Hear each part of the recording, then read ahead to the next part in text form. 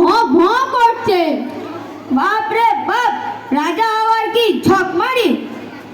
আমার মনে হয় মহারাজ কাঠুরে চোরকে হিংসা করে।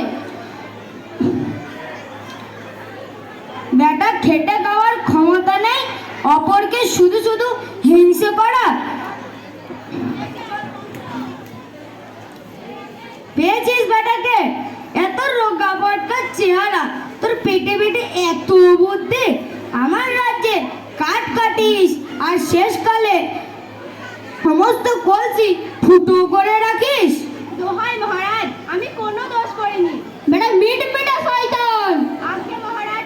খবরদার, ফের কথা বলেছিস তো যত বড় মুখ নয় তত বড় কথা। আগে কাঠ কেটে কেটে নিজেও যেন পুরো কাঠ হয়ে গেছিস। একে আর ফুলে ঝরানো যাবে না মহারাজ। তাহলে কি হবে মন্ত্রী?